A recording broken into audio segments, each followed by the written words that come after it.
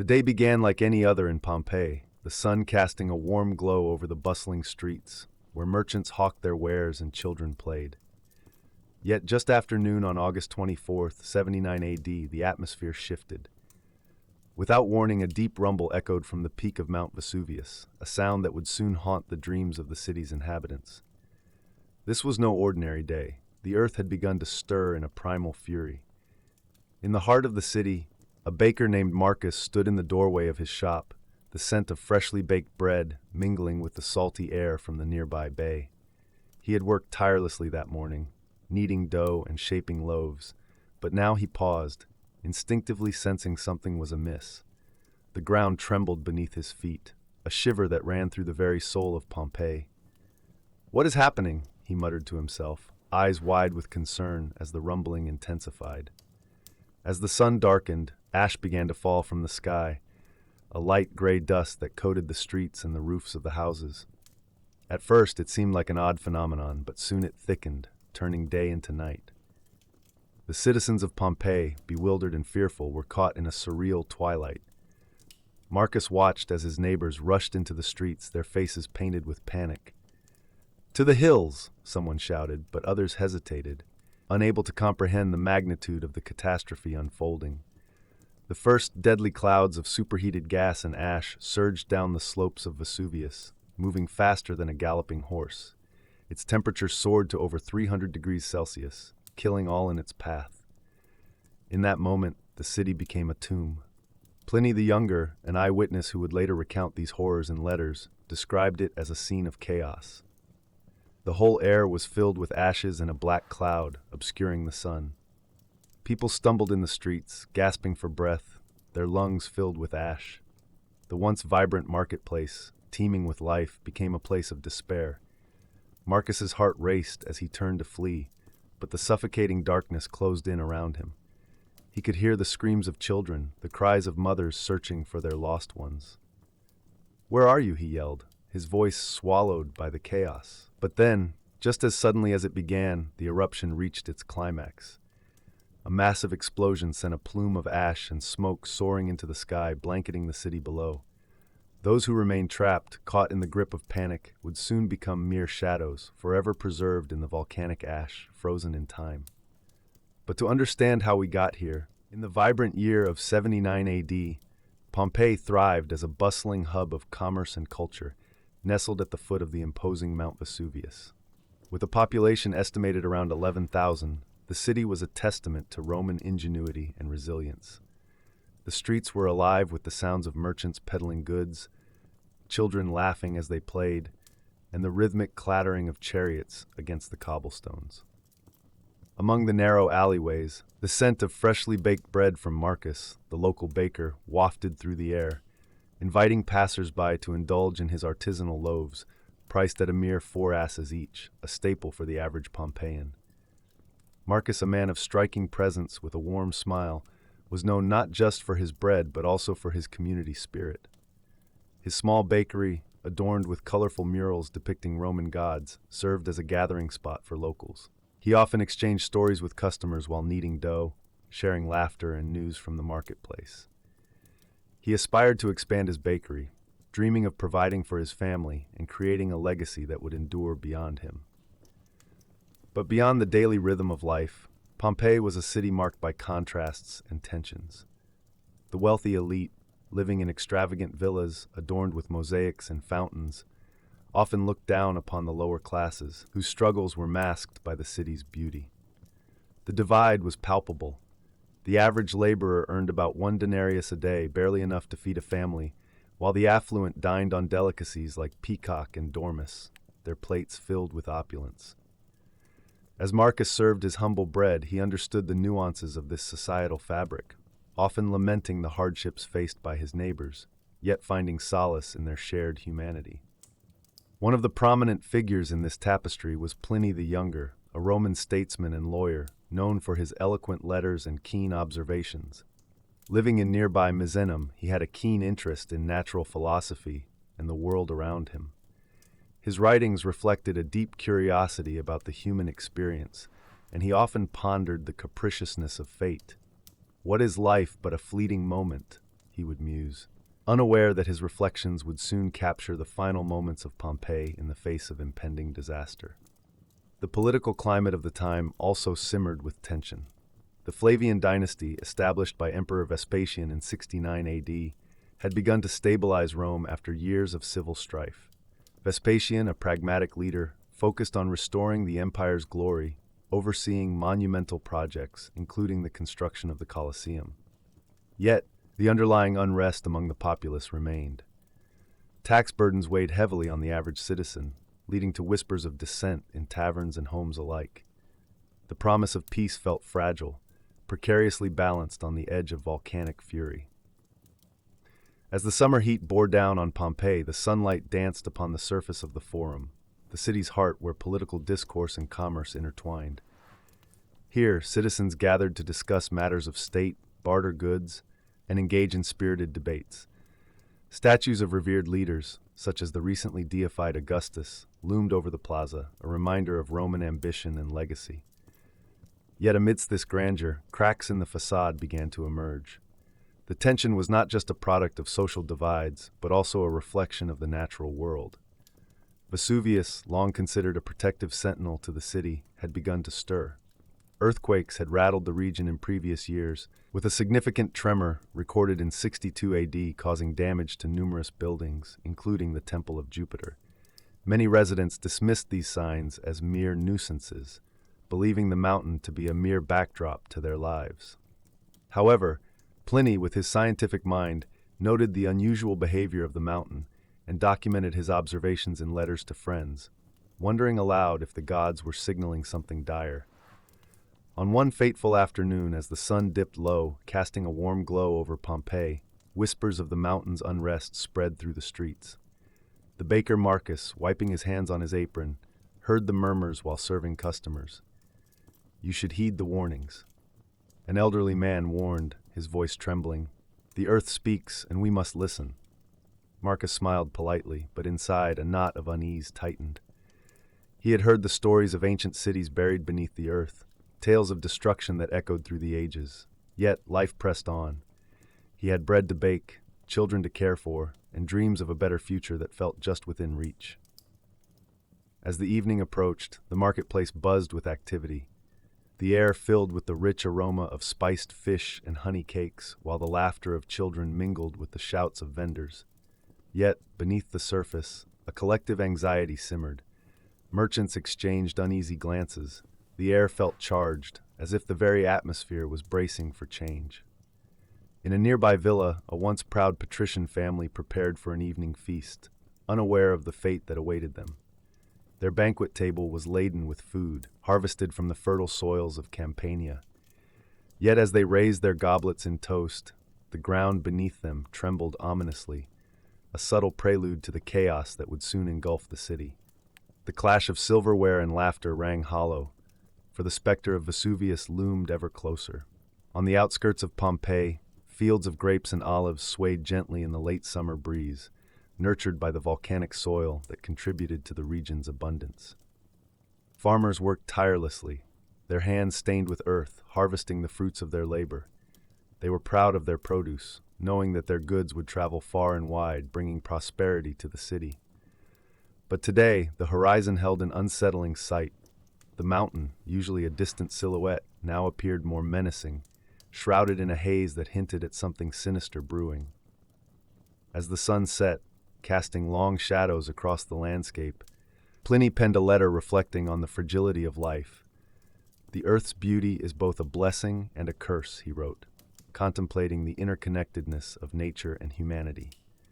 He could not have known that his words would soon document the final moments of a city frozen in time. In the heart of Pompeii, the vibrations of life pulsed through the streets, but beneath that pulse lay an undercurrent of impending doom. The cracks in the earth, the whispers of discontent, and the stirring of Vesuvius all painted a picture of a city at a crossroads. The mundane and the catastrophic were intertwined, and as the hour drew closer to an unthinkable fate, the inhabitants of Pompeii remained blissfully unaware of the storm gathering on the horizon. The last moments of peace in Pompeii were filled with laughter, ambition, and dreams that would soon be silenced, buried beneath layers of ash and time. As the day faded into twilight, the city continued its rhythm, oblivious to the cataclysm that was about to rewrite its history forever. In the years leading up to the catastrophic eruption of Mount Vesuvius, Pompeii thrived as a bustling hub of trade and culture within the Roman Empire. By 79 AD, the city had evolved into a vibrant urban center, populated by around 11,000 inhabitants. The streets buzzed with merchants selling wares from across the Mediterranean, while the Forum reverberated with the sounds of political debate and social interaction. As Marcus the baker kneaded dough in his warm, flour-dusted shop, he couldn't help but feel the pulse of the city driving his work. Bread was the lifeline of Pompeii, and for just 4 asses, a loaf would grace the table of any household. The architecture of Pompeii mirrored its growth. The intricate frescoes decorating the walls of homes revealed an appreciation for beauty and artistry, with scenes depicting gods, nature, and daily life. The House of the Faun, one of the city's largest villas, showcased a grand mosaic of the Battle of Alexander, reflecting the ambitions and stories that captivated its citizens. The wealth of information gathered from excavations, as seen in the works of Mary Beard, illustrates how Pompeii was not merely a backdrop for tragedy, but a place where dreams were nurtured and aspirations flourished. Yet, beneath the surface of prosperity lay a collective belief in the favor of the gods. The residents participated fervently in religious practices, bringing offerings to the temples scattered throughout the city. They believed that their devotion ensured protection against calamities, unaware of the ominous threat looming above them. Pliny the Younger's letters reveal that many citizens viewed the occasional tremors as mere signs of the gods' restlessness, dismissing them as fleeting disturbances. "They will not strike us," one merchant boasted, "for we are favored by Jupiter." The political climate also played a significant role in shaping Pompeii's identity. Under Emperor Vespasian, who ruled from 69 to 79 AD, the empire experienced a period of stability following years of civil strife. Vespasian initiated the construction of the Flavian amphitheater, known as the Colosseum, a symbol of Roman engineering prowess.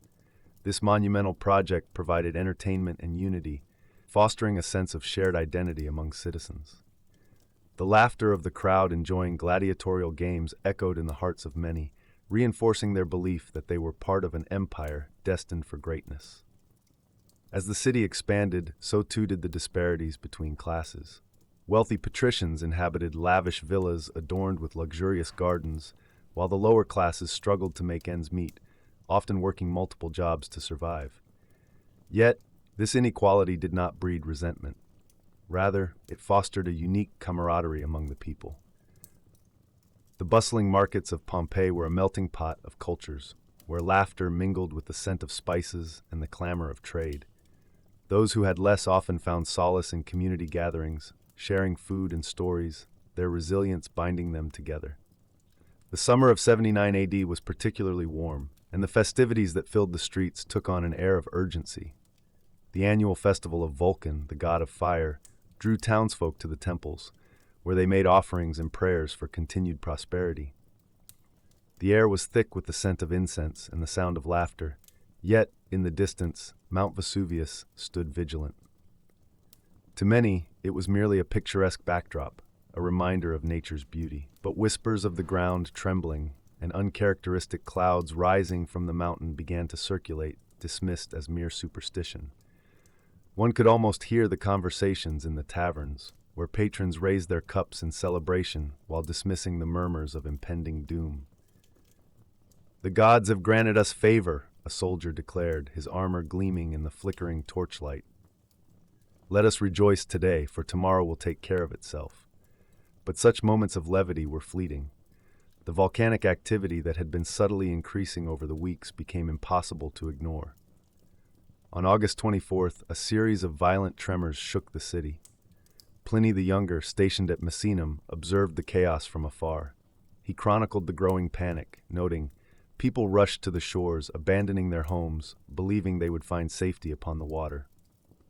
The atmosphere thickened with fear as citizens began to realize that the threat was not a distant myth, but a reality they could no longer escape. As the sun rose that fateful morning, A plume of smoke began to billow from the summit of Vesuvius, towering over Pompeii like a dark omen. The initial eruption released a cloud of ash and pumice that shot skyward, reaching heights of 33 kilometers. The temperature of the ash was over 300 degrees Celsius, and the first residents caught in its path were met with a harrowing fate. The eruption was no longer a mere tremor. It had morphed into a relentless force, one that would forever alter the lives of Pompeii's inhabitants. The streets that had once echoed with laughter and trade were now filled with confusion and despair. Families scattered, seeking refuge, yet many remained trapped in their homes, paralyzed by fear. The chaos was palpable, with cries for loved ones filling the air. Marcus, realizing the danger, hurried to gather his family, while others around him became disoriented, caught in the frantic rush to escape. Pliny's letters, written years later, capture the essence of that day. The darkness was so thick, it seemed as if night had fallen. People were stumbling, blinded by ash, each seeking an escape that eluded them. The eruption continued to unleash its fury, burying the city in layers of destruction. As the ash settled, it encased Pompeii in a tomb of silence, freezing a moment in time that would remain hidden beneath the earth for centuries. The aftermath of the eruption would haunt those who survived. The streets, once filled with the vibrancy of life, now lay silent, a testament to the fragility of existence. Many who fled would never return, leaving behind a city that had been a cradle of culture and community. The echoes of laughter and trade were replaced by memories etched in stone, waiting to be uncovered and retold. Pompeii would remain buried until its rediscovery in 1748, revealing a snapshot of life preserved in ash. As archaeologists unearthed the remnants of homes, shops, and public spaces, they began to piece together the stories of those who had once walked its streets. The legacy of Pompeii, marked by its rise, crisis, and fall, serves as a poignant reminder of the impermanence of human endeavor, a narrative woven into the very fabric of history. As the sun set on August 24, 79 AD, the people of Pompeii carried on with their daily lives, unaware that their world was on the brink of annihilation. The population of the city, estimated to be around 11,000, thrived in a mix of commerce, culture, and community. Marcus, the local baker, had just finished his day's work, the air filled with the warm, yeasty scent of freshly baked bread. He sold his loaves, priced at 4 asses each, to families who would soon gather around their modest tables for evening meals. However, deep within the earth, Mount Vesuvius stirred ominously. The initial tremors began to ripple through the ground, a subtle harbinger of the catastrophe to come. The Roman philosopher and statesman Pliny the Younger, stationed in Misenum, noted in his letters the strange phenomena. A cloud of ash and smoke rose like a mountain, darkening the sky. The citizens of Pompeii felt a tremor, yet attributed it to the natural ebbs of the earth they had long accepted. Life continued. Laughter echoed in the streets. Yet, moments later, everything changed.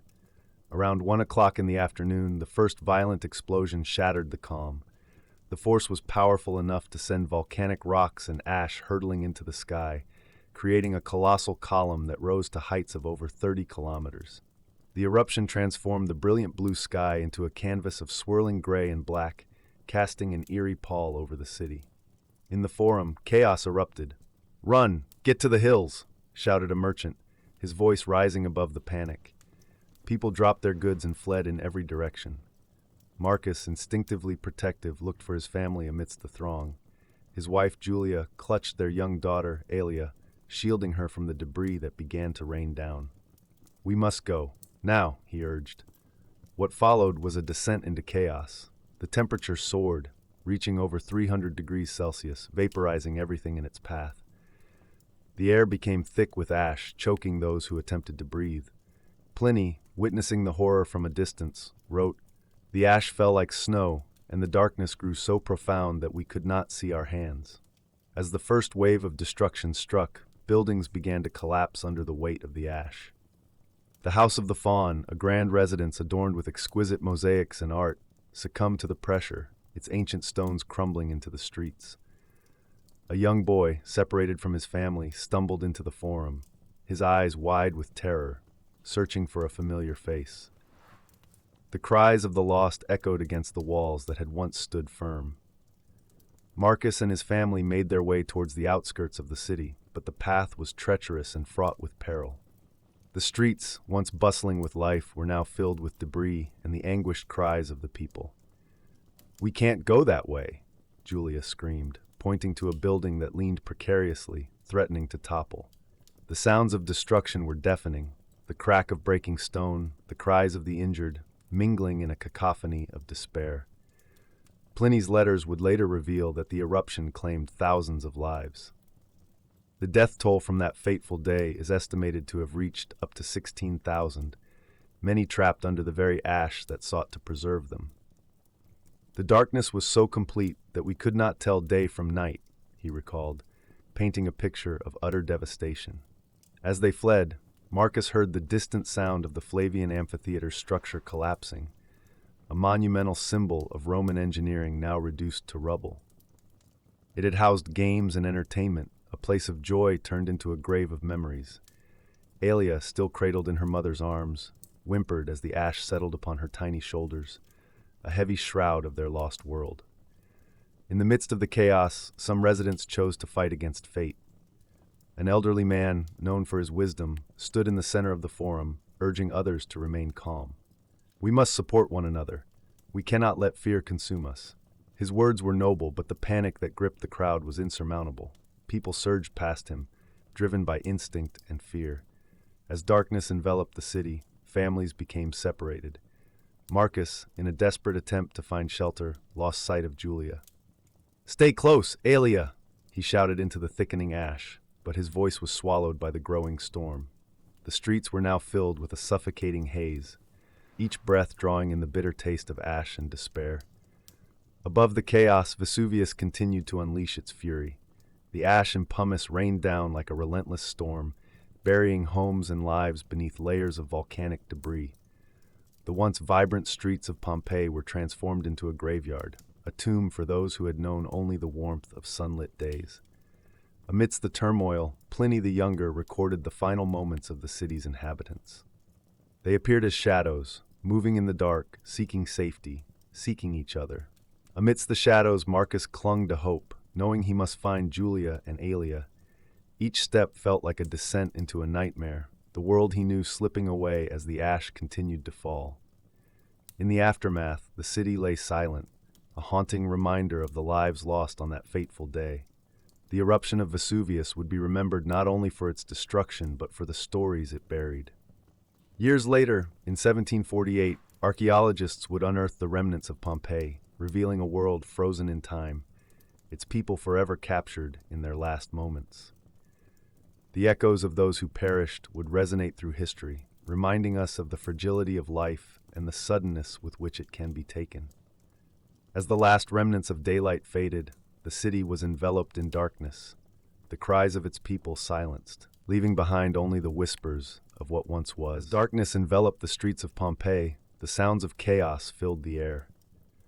Marcus, the baker, struggled to shield his daughter Aelia from the falling ash, his heart pounding with a fear he had never known. The eruption of Mount Vesuvius had transformed their vibrant city into a nightmare, and the population of approximately 11,000 now faced an uncertain fate. Outside their home, the streets were filled with frantic citizens, their voices a cacophony of terror as they sought refuge from the impending doom. "Do not look back, Aelia," Marcus urged, his voice strained. He grasped her hand tightly, feeling the heat radiate from the ground beneath their feet. The once familiar path to the forum now lay obscured under a thick blanket of ash. The temperature had soared, reaching over 300 degrees Celsius, as the fiery clouds rained destruction upon the city. "We must find your mother." Julia, Marcus's wife, had been at the market when the eruption began. The market, a vibrant hub where merchants traded goods, was now a distant memory, buried beneath layers of volcanic debris. As they stumbled through the chaos, Marcus felt the weight of the world collapsing around him. The vibrant life they had known was slipping away with every step. At the same time, Pliny the Younger, stationed at Misenum, stood on the coast, watching the eruption from afar. He noted the strange phenomenon of the cloud rising high into the sky, describing it later as resembling a pine tree, with its trunk rising and branches spreading out. On that fateful day, August 24th, 79 AD, he would pen one of history's most poignant accounts of natural disaster. "What a sight! I cannot believe I am witnessing such a spectacle," he would write, capturing the awe and horror of the moment for posterity. Yet he was helpless to intervene, his heart heavy with the knowledge that his friends and acquaintances in Pompeii were facing unimaginable peril. Back in Pompeii, as Marcus and Aelia navigated the ash-laden streets, the cries of the city grew more desperate. A merchant fell to his knees, choking on the ash, while others stumbled, blinded by the darkness. The vibrant banners that once adorned shops were now replaced by the ashen gray that suffocated their surroundings. Marcus pressed forward, driven by a primal instinct to protect his family. "We will find her," he whispered, though doubt crept into his mind. Suddenly, a deafening roar filled the air as a massive column of ash and pumice erupted from the mountain, blocking out the sun entirely. The sky turned an ominous shade of black, and the ground trembled beneath them. Aelia clung to her father, her small body shaking with fear. "Father, I can't," she gasped, struggling to breathe. The ash was thickening, and the air grew stifling. Marcus knelt beside her, wiping the ash from her face. "You must be strong, my love. We are almost there." He pressed on, his heart racing, thoughts of Julia driving him forward. They finally reached the Forum, the heart of Pompeii, where they had celebrated victories and mourned losses. Now it lay eerily silent, a ghost of its former self. In the midst of the chaos, a figure emerged from the shadows, Julia. Relief flooded Marcus's heart as he rushed to her, pulling her into a fierce embrace. "I thought I lost you," he breathed, his voice trembling. Julia had been helping to gather supplies when the eruption began. She had seen the panic in the streets and felt the ground shake beneath her feet. "I grabbed what I could carry," she explained, her voice barely audible over the distant rumbling. "But we need to leave. It's only going to get worse."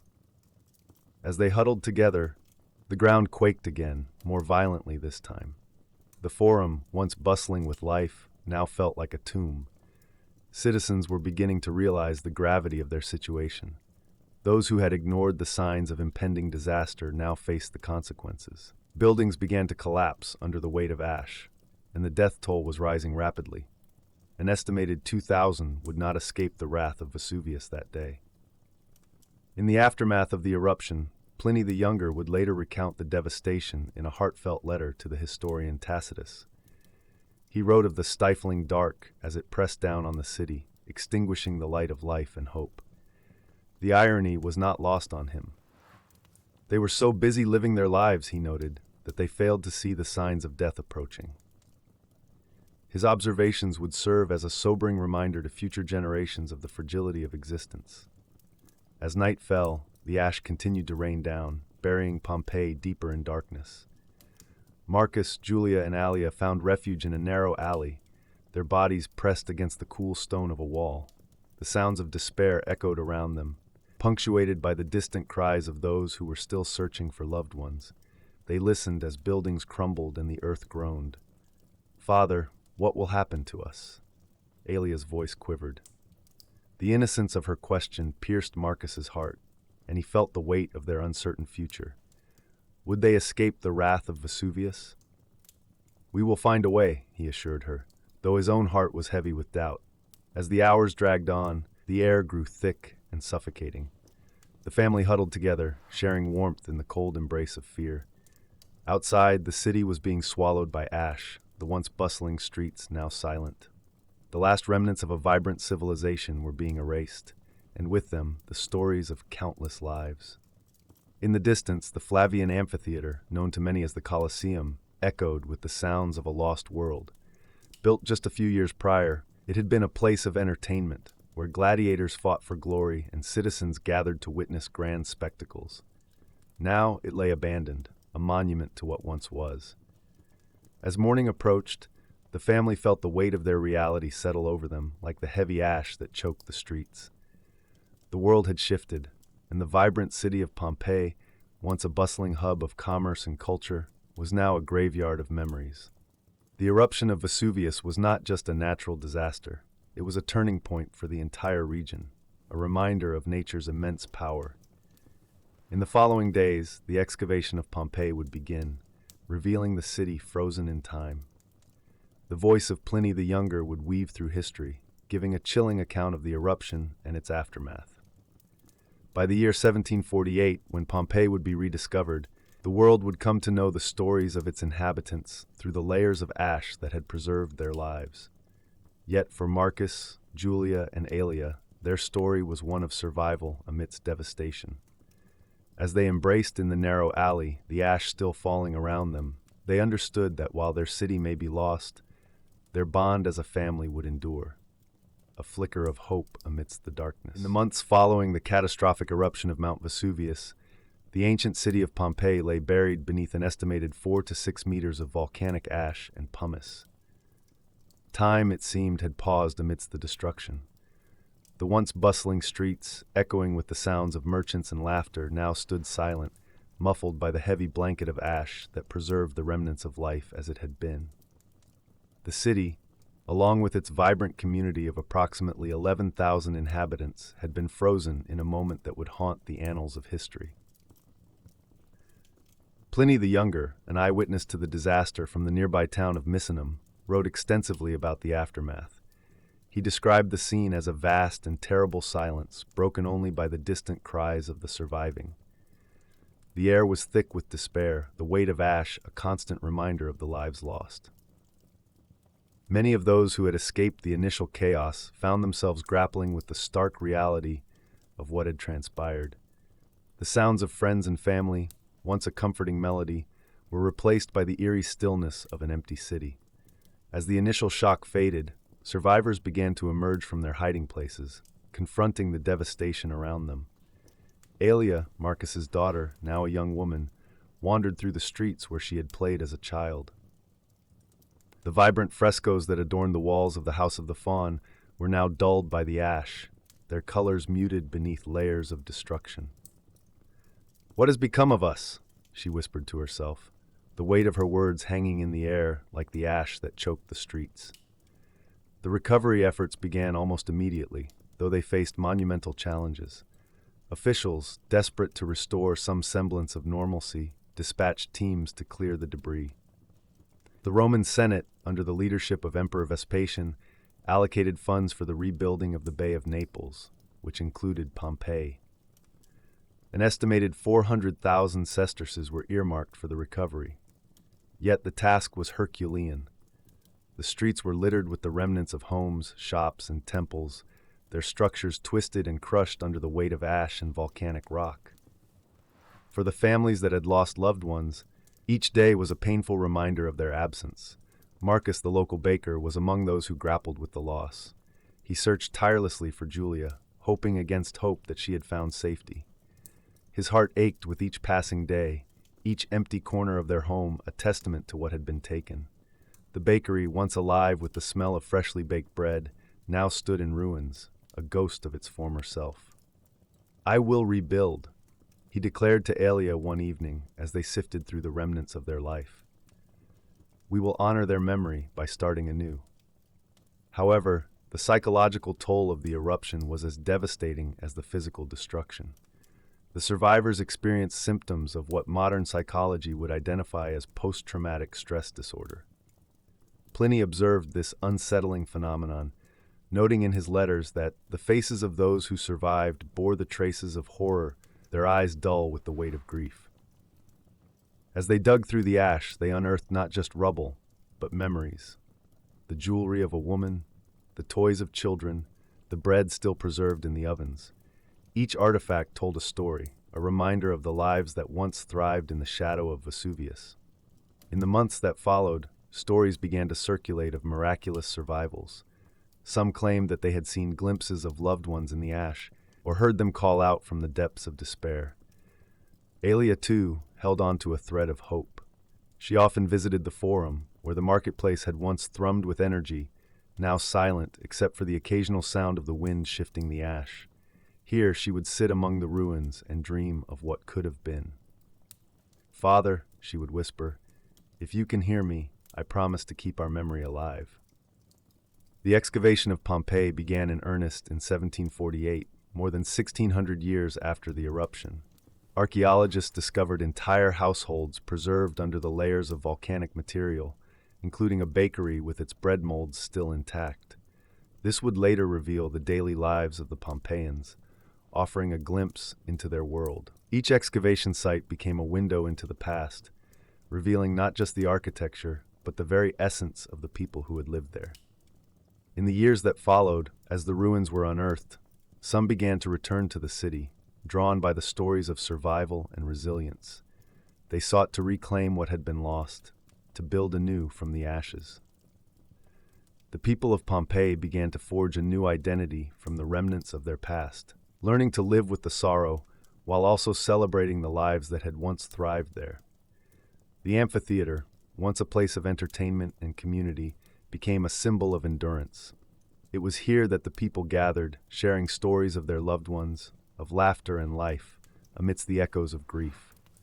The legacy of Pompeii transformed as historians and visitors began to see the city not just as a site of tragedy, but as a testament to human resilience. The very ash that had buried the city now served as a protective shield, preserving its history for future generations. As excavations continued, the findings illuminated aspects of Roman life that had long been forgotten. The intricate frescoes depicting daily activities, the graffiti that expressed both mundane thoughts and poetic aspirations, and the remnants of a vibrant economy that had thrived until the fateful day. Through the lens of history, Pompeii stood as a poignant reminder of the fragility of existence. The stories of its inhabitants, their joys and sorrows, would not be lost to time. They became immortalized in the very fabric of the city, echoing through the ages. The reality of their lives, their struggles, and their ultimate fate remained etched in the stones, a silent testimony to the enduring spirit of humanity. In the quietude of the evening, as the sun dipped below the horizon, the silhouettes of the ruins cast long shadows against the sky.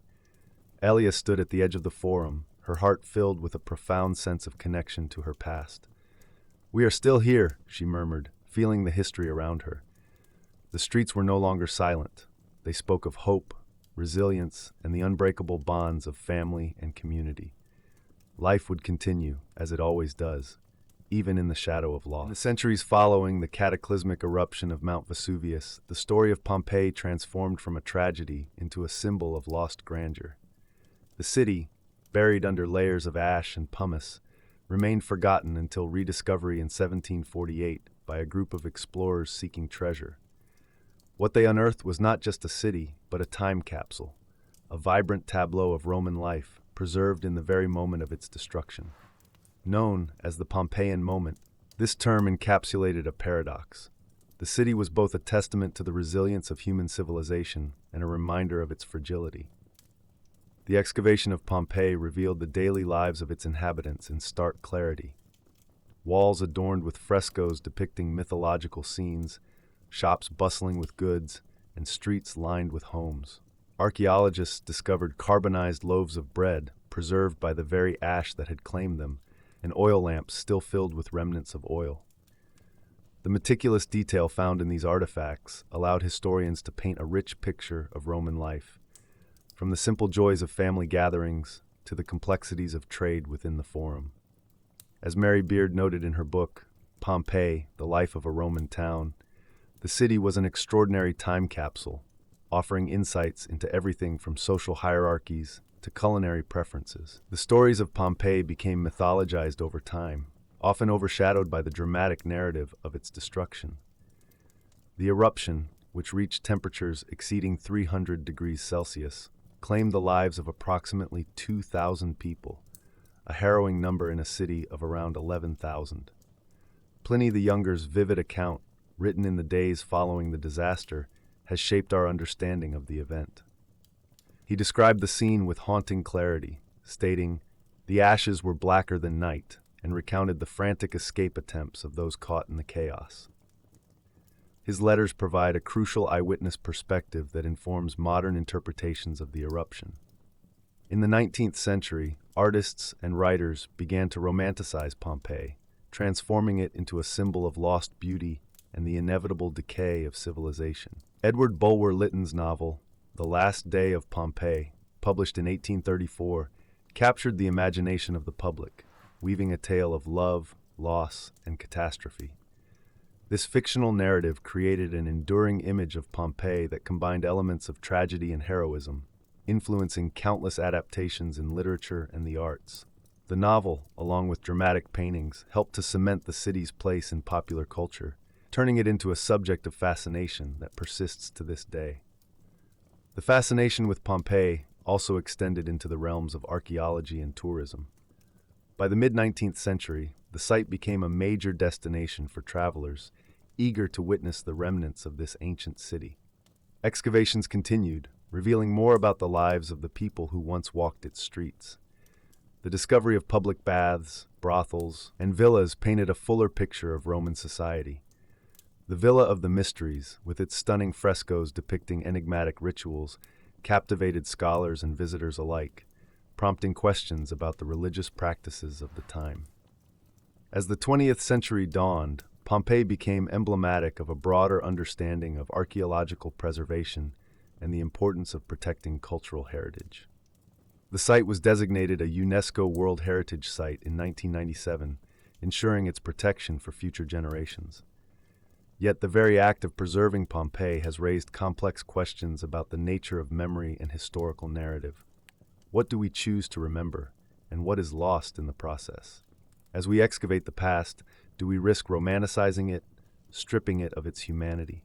The lessons of Pompeii extend beyond its ruins and into contemporary discussions about disaster preparedness and environmental awareness. The eruption of Vesuvius serves as a grim reminder of nature's power and unpredictability. The city is situated in a seismic zone, and scientists today continue to study the volcano, aware that its slumber may not last indefinitely. In 2018, the Italian government allocated €140 million to improve the safety and preservation of Pompeii, underscoring the ongoing relevance of the site.